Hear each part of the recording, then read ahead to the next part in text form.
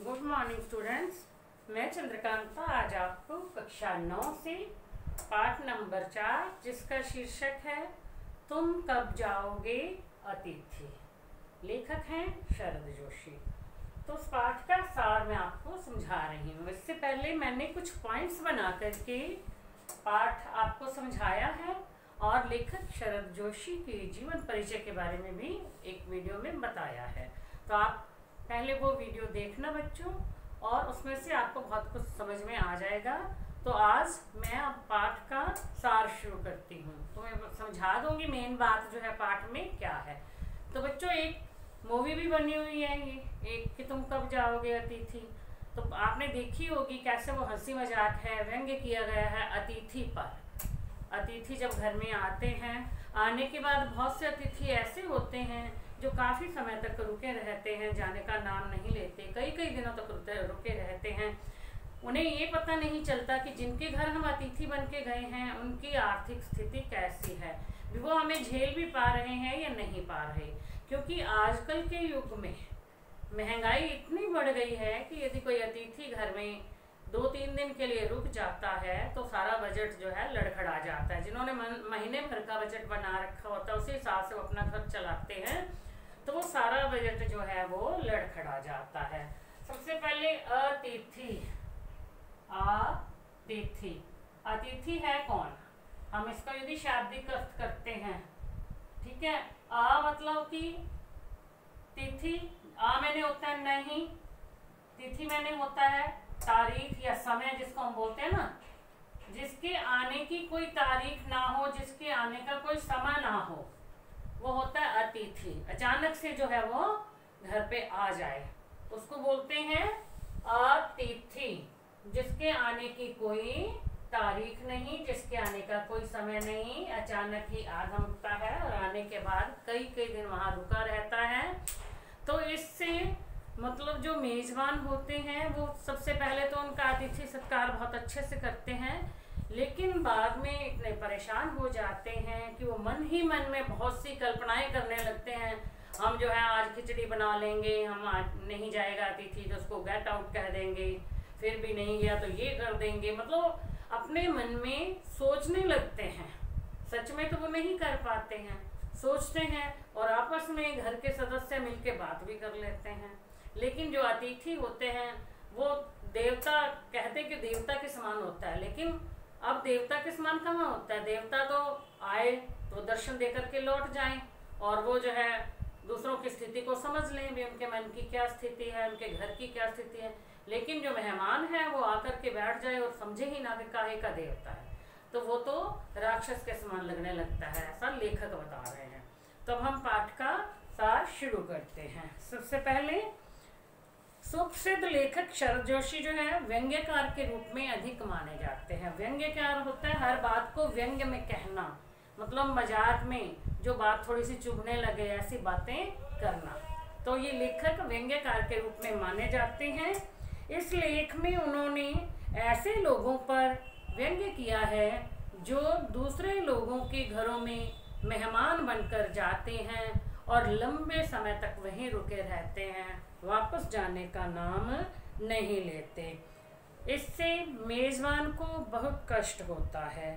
मेजबान कुछ दिनों तक तो अपनी क्षमता से अधिक उसका सत्कार करता है, चाहे उसकी हैसियत है इतना कुछ करने की या नहीं है, लेकिन फिर भी वो उसका जो सत्कार में कोई कमी नहीं छोड़ता।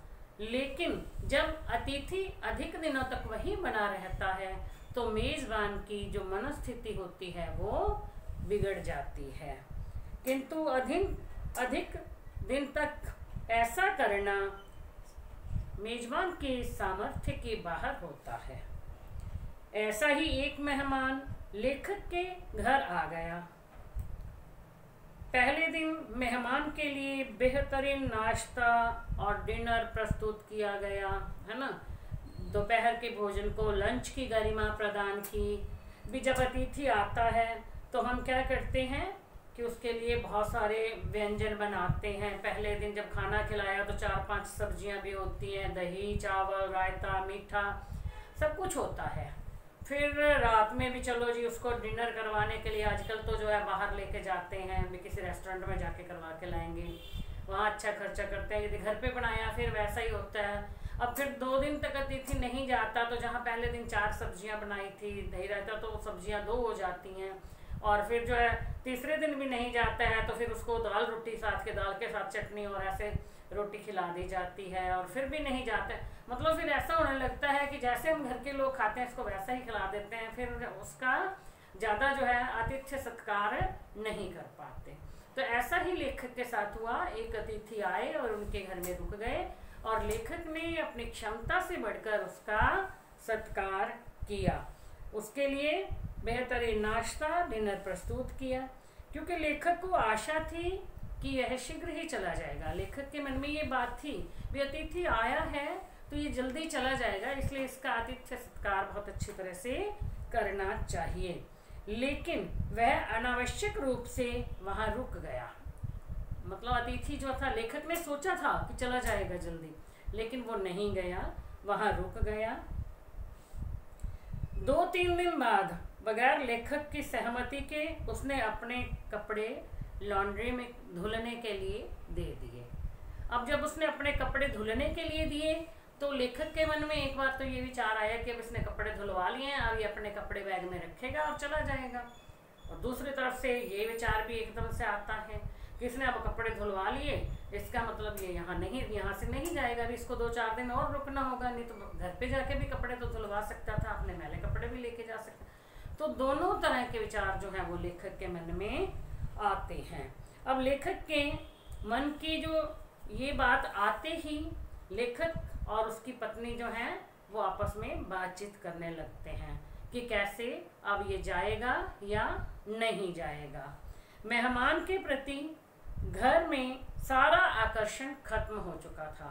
मतलब मेहमान जब आया था, घर के लोग कहते हैं ना, घर के लोग उसके प्रति आकर्षित होते हैं, उनका आकर्षण होता है, उसकी खूब सेवा करते हैं, खातिरदारी करते हैं, मेहमानवाजी करते हैं। लेकिन अब वो ज़्यादा दिन तक रुक गया था, ज़्यादा समय तक अतिथि रुकता है तो सारा आकर्षण जो है वो खत्म हो जाता है। बातचीत के सारे विषय खत्म हो चुके थे। जब वो अतिथि आया था तब लेखक और वो दोनों आपस में बैठ करके खूब बातें करते थे, बचपन की बातें, पुराने मित्रों की बातें, कैसे कैसे उन्होंने समय व्यतीत किया था, सब पुरानी बातें करते हैं, कमरे में बैठ करके खूब हंसी ठहाके लगते हैं। लेकिन धीरे धीरे सारी बातचीत के सिलसिले बंद हो गए और अब आपस में एक दूसरे को देख करके भी गुस्सा आने लगा था, मतलब बोरियत महसूस होने लगी थी। अब उससे किसी बात पर भी चर्चा करने का मन नहीं हो रहा था। ये लेखक कह रहे हैं कि जब अतिथि नहीं गया ना, 4-5 दिन तक रुका रहा, अब उससे बातचीत करने को भी मन नहीं कर रहा था। अब वह घर पर एक बोझ सा लग रहा था, मतलब एक बोझ बन गया था भी अतिथि, अब इसका जो है हमें इसे भोजन भी करवाना है, इसका सत्कार करना है, तो ये सब है ना, इसके लिए अब इतना खर्चा हो जाएगा, तो एक बोझ सा बन गया था। इधर जो लेखक का परिवार बहुत परेशान था। लेखक ने इस बात को व्यंग्यात्मक शैली में प्रस्तुत किया है, मतलब व्यंग्यात्मक शैली में लोगों को बताने के लिए ये पाठ लिखा है कि तुम कब जाओगे अतिथि। तो अतिथि आया तो मन में सोच रहे हैं अभी तुम कब जाओगे। मेहमान के रहते इतने दिन हो गए थे, अब जो है लेखक के मन में आने लगा था कि अब नाश्ता की जगह पे अब हम खिचड़ी खाना शुरू कर देंगे, भी हम खिचड़ी बनाएंगे, क्योंकि जब मेहमान की इतनी खातिरदारी हो रही थी, अब खिचड़ी मिलेगी तो उसे पता चल जाएगा भी ये घर के लोग जो है मुझसे इतने परेशान हैं, तो मुझे चले जाना चाहिए। अब रात में खिचड़ी बनाने की योजना जो है वो बनाने लगे थे और परिवार के सभी सदस्य, मतलब लेखक और उसकी पत्नी दोनों इस बात से सहमत थे। सत्कार की ऊष्मा समाप्त हो रही थी। इस दौरान लेखक के मन में एक बात यह भी उभरी कि आखिर ये मेहमान कब जाएगा। इसके बेवजह रुकने का लेखक जो है ना उस मेहमान को सहन नहीं कर पा रहा था। तब लेखक उस मेहमान के साथ अपने संबंधों की समीक्षा करने को बाध्य हो गया था। मतलब कैसे उसके साथ इतने अच्छे संबंध थे और कैसे अब जो हैं उनके संबंध आपस में अच्छे नहीं रहे। अच्छे कैसे रहेंगे, देखो मेहमान बन के आया, बैठा है, घर के लोग बातचीत भी नहीं कर रहे हैं, तब फिर ये क्या जो है संबंध हुए। अपने को पता चल ही जाता है जब हम किसी के घर जाते हैं, कोई हमसे अच्छे से बात करता है, हमारा कोई सत्कार किया जाता है, मेहमान नवाजी की जाती है, तब तो हमें लगता है कि अब अच्छा है। और जब 2 दिन बाद ऐसा लगने लगे अरे घर के लोग तो बातचीत भी नहीं कर रहे हैं और खाने के लिए अच्छा सा भोजन भी नहीं दे रहे हैं या हमारे लिए कोई सेवा नहीं हो रही हमारी, तो हमें ऐसा लगता है अभी हम चले जाएं यहाँ से। आगे लेखक ये लिखते हैं कि अगर मेहमान को मेरे घर में रहना अच्छा लग रहा है तो मैं किसी और के घर में चला जाता हूँ। यानी सभी को जो है दूसरों के घर में रहना तो सभी को अच्छा लगता है, लेकिन इस तरह से दूसरों के घर की जो स्वीटनेस है वो ख़त्म हो जाती है, क्योंकि वास्तव में सभी को अपना घर अच्छा लगता है। तो इसीलिए हर व्यक्ति अपने अपने घर में रहना पसंद करता है। हम घूमने के लिए जाते हैं, हम कई दिन बाहर घूम घाम के वापस जब अपने घर आते हैं तभी हमारे मन को शांति मिलती है, ठीक है, क्योंकि सभी को अपना घर ही अच्छा लगता है। तो लेखक के मन में आता है भी ये जो मेहमान आया इसको यदि मेरा घर अच्छा लग रहा है तो इसका मतलब मैं किसी दूसरे के घर में जाकर के रहने लग जाऊं, लेकिन ऐसा तो संभव नहीं हो सकता भी मैं जाके और किसी के घर में और रह जाऊं भी मेरी यहाँ तो खूब खातिरदारी हो रही है, मुझे कुछ काम भी नहीं करना पड़ रहा, अच्छा खाने पीने को मिल रहा है, तो मैं वहाँ जाकर के रहना लग जाऊँ, ऐसा तो संभव नहीं हो सकता। अब लेखक के मन में तरह तरह के विचार आने लगते हैं। पहले वो सोचता है कि मैं इससे सीधा कह देता हूँ, हाथ जोड़ के कह देता हूँ कि आप जो यहाँ से चले जाओ, मेहमान से ऐसा कह देता हूँ। और फिर उसके मन में ये विचार आता है नहीं तो मैं इसे गेट आउट कह देता हूँ, तुम जाओ, अब हम तुम्हें और नहीं झेल सकते हैं, ठीक है। अब लेखक के अनुसार 5वां दिन उसके सहनशीलता का अंतिम दिन होगा। अब मेहमान को आए हुए 4 दिन हो गए थे, तो लेखक अपने मन में सोच रहा है भी 4 दिन तो हो गए, मैंने जैसे तैसे झेल लिया है, लेकिन अब इसका 5वां दिन जो है मैं सहन नहीं कर पाऊंगा। वह लिखता है कि अतिथि देवता होता है लेकिन वह तो मनुष्य है। अब अतिथि तो देवता मानते हैं हम, लेकिन वो जिसके घर में जा रहा है वो तो आगे मनुष्य ही होते हैं, और मनुष्य और देवता जो हैं एक साथ तो नहीं रह सकते। और यदि देवता होता है अतिथि तो उसे पता होना चाहिए कि मेरे आने पर जो है उस घर की आर्थिक स्थिति कैसी है या उस लोगों के मन में कैसी कैसी बातें आ रही हैं, तो वो तो सब जान जाएगा। तो देवता को जाना चाहिए और वहाँ से फिर जो है दर्शन देकर के जल्दी लौट जाना चाहिए, तभी वो देवता है, नहीं तो वो देवता थोड़े ना रह जाता है। इस प्रकार से देवता और मनुष्य दोनों साथ नहीं रह सकते। अब जो है लेखक कहते हैं, इसीलिए कह रहे हैं कि हे अतिथि तुम देवता के समान दर्शन देकर लौट जाओ, इसी में तुम्हारा देवत्व सुरक्षित रहेगा। इसी मतलब यदि तुम वापस चले जाओगे तभी तुम देवता माने जाओगे।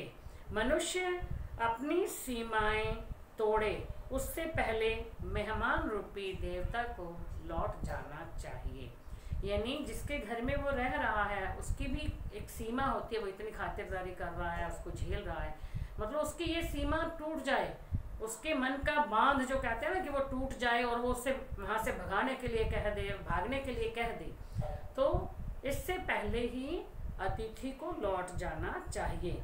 लेखक का अंतिम वाक्य यही है पाठ में, उफ तुम कब जाओगे अतिथि।